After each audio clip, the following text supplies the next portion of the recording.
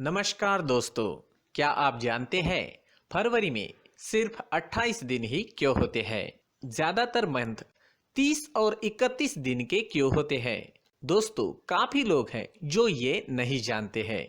तो चलिए आज हम जानेंगे फरवरी में 28 दिन क्यों होते हैं और मंथ 30 और 31 दिनों का क्यों होता है। दोस्तों, इसे जानने से पहले हम ये जानेंगे कि फरवरी में हर 4 साल बाद 29 दिन कहाँ से आते हैं। जी हाँ, तो दोस्तों होता क्या है, जब पृथ्वी सूर्य का एक चक्कर लगाती है तो इस एक चक्कर लगाने में 365.25 दिन लग जाते हैं। जी हाँ, यानी 365 पूरे दिन के अलावा 6 घंटे अलग से लगते हैं।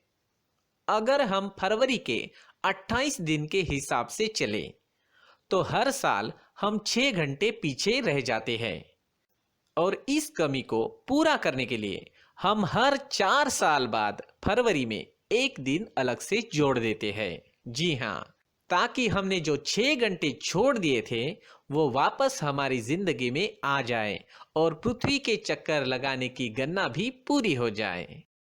तो दोस्तों, यहाँ आपको पता चल गया होगा कि फरवरी में हर 4 साल बाद 29 दिन कहाँ से आते हैं। दोस्तों, अब हम जानते हैं फरवरी में सिर्फ 28 दिन ही क्यों होते हैं। तो इसे जानने के लिए कैलेंडर के इतिहास में जाना होगा। जानकारी के मुताबिक आपको बता दें, कैलेंडर को सबसे पहले रोमन्स के द्वारा बनाया गया था। रोमन्स के जो पहले राजा थे उनके सामने चुनौती ये थी कि बार बार मौसम चेंज हो रहा था। इसके साथ कई फेस्टिवल्स भी आ रहे थे। तो मौसम और फेस्टिवल को निश्चित करने के लिए उन्होंने सबसे पहले मार्च से दिसंबर तक का 10 महीने का कैलेंडर बना लिया। इस तरह रोमन साम्राज्य का कैलेंडर जो है वो मार्च महीने से शुरू होता था और दिसंबर पर खत्म होता था। इस कैलेंडर में जनवरी और फरवरी होता ही नहीं था। रोमन साम्राज्य के समय में कैलेंडर में दिमाग लगाकर कुछ महीने को 30 और कुछ महीनों को 31 दिन का बना दिया गया था। जी हाँ, कुछ महीनों को 30 और कुछ महीने को 31 का बनाया था। इस कैलेंडर में 2 महीने इसलिए छोड़ दिए थे, जनवरी और फरवरी, क्योंकि इन 2 महीनों में ये लोग कुछ काम नहीं करते थे। उस समय उनकी ये धारणा थी, जब इन 2 महीनों में कोई काम ही नहीं है तो इसे कैलेंडर में जोड़कर क्या करना है। लेकिन कुछ समय बाद इनका कैलेंडर गलत साबित होने लगा, क्योंकि 10 महीने होने के कारण मार्च में जहां पहले गर्मी होती थी, तब उसी मार्च को सर्दी आने लगी थी। और उस वक्त उन्हें यह समझ आ गया कि जो 2 महीने ये छोड़ रहे हैं वो गलत है। इसके बाद रोमन्स में नया किंग आया जिसने कैलेंडर में 2 महीने और जोड़ दिए। इसके कई साल बाद रोम के तीसरे किंग ने जनवरी और फरवरी महीने को मार्च के आगे लगवा दिया, क्योंकि इन 2 महीनों में सर्दी होने के कारण कोई काम नहीं करता था। जी हाँ, कोई भी काम नहीं करता था। लेकिन दोस्तों, फरवरी मंथ ही 28 दिन का क्यों बनाया गया? अगर ये देखा जाए तो शायद सबसे लास्ट में ये महीना बनाया गया था। इसलिए फरवरी को छोड़कर सभी महीने 30 और 31 दिन के बना लिए गए और जो बचे हुए 28 दिन थे उन्हें फरवरी महीने में सबसे लास्ट में जोड़ दिया गया था। लेकिन रोम के तीसरे किंग ने सर्दी की वजह से जनवरी और फरवरी को कैलेंडर में सबसे पहले जोड़ दिया। दोस्तों, ये सब बनाने के बाद एक और परेशानी थी, क्योंकि अभी भी 4 साल में एक दिन बच रहा था। तो इसका क्या किया जाए? तो इसके लिए उन्होंने बताया कि सारे महीने 30 और 31 के चल रहे हैं, लेकिन फरवरी ही एक ऐसा महीना है जिसमें सबसे कम दिन है। तो फरवरी महीने में एक दिन को लीप डे बोलकर हर 4 साल में जोड़ा जाने लगा।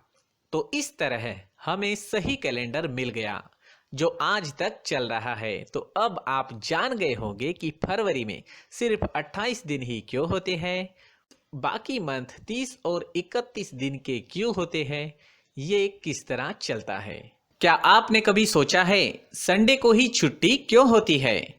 जी हाँ, संडे को ही छुट्टी क्यों होती है? दोस्तों, वीकेंड का इंतजार तो सभी को रहता है, क्या स्कूल, क्या कॉलेज और क्या दफ्तर। हफ्ते भर काम के बाद जब संडे की आहट होती है तो मानो खुशनुमा हवाएं चलने लगती है, कानों में संगीत बजने लगता है, मन और शरीर दोनों हल्का लगने लगते हैं। आहा हा हा हा। लेकिन संडे को फंडे बनाने के बीच क्या कभी ये सोचा है कि आखिर रविवार को ही छुट्टी क्यों होती है? दोस्तों, ये अंग्रेजों के जमाने की बात है। जी हाँ, किस्सा बड़ा मजेदार है। असल में जब भारत गुलाम था और देश में ब्रिटिश शासन था, तब एक मिल थी और उस मिल में काम करने वाले मजदूरों को एक दिन की भी छुट्टी नहीं मिलती थी। जी हाँ, उन्हें एक दिन भी छुट्टी नहीं मिलती थी। उन्हें सातों दिन काम करना पड़ता था, जबकि हर रविवार को ब्रिटिश अधिकारी चर्च में जाकर प्रेयर करते थे, यानी उन अधिकारियों की छुट्टी होती थी। लेकिन मजदूरों के लिए ऐसा कोई नियम नहीं था। दोस्तों, उस समय मिल मजदूरों के नेता थे श्री नारायण मेघाजी लोखंडे। उन्होंने अंग्रेजों के सामने साप्ताहिक छुट्टी का प्रस्ताव रख दिया और कहा कि 6 दिन काम करने के बाद मजदूरों को भी सप्ताह में एक दिन अवकाश मिलना चाहिए। लोखंडे जी ने तर्क दिया कि मजदूरों को हफ्ते का एक दिन अपने देश और समाज की सेवा करने के लिए मिलना ही चाहिए। उन्होंने ये कहा कि रविवार को हिंदू देवता खंडोबा का भी दिन है, इसलिए मजदूरों को भी संडे को ही साप्ताहिक छुट्टी मिलनी चाहिए। दोस्तों, यदि आपको लगता है कि अंग्रेजों ने उनकी ये मांग मान ली तो आप गलत है, क्योंकि अंग्रेज तो आखिर अंग्रेज है। मजदूरों पर जुल्म और ज्यादती करने के लिए मशहूर ब्रिटिश अधिकारियों ने इस प्रस्ताव को अस्वीकार कर दिया था। लेकिन दोस्तों, नारायण मेघाजी लोखंडे ने हार नहीं मानी। उन्होंने अपना संघर्ष जारी रखा। करीब 7 साल तक अपने इस अधिकार के लिए मजदूर लगातार मांग करते रहे। तब जाकर 10 जून 1890 को, जी हाँ, 10 जून 1890 को ब्रिटिश सरकार ने आखिरकार रविवार को मजदूरों के लिए भी छुट्टी का दिन घोषित कर दिया।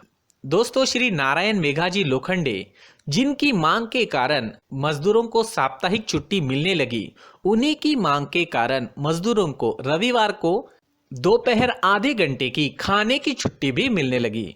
मजदूरों के मासिक वेतन को भी नियमित करवाने में लोखंडे जी का ही बड़ा योगदान रहा है।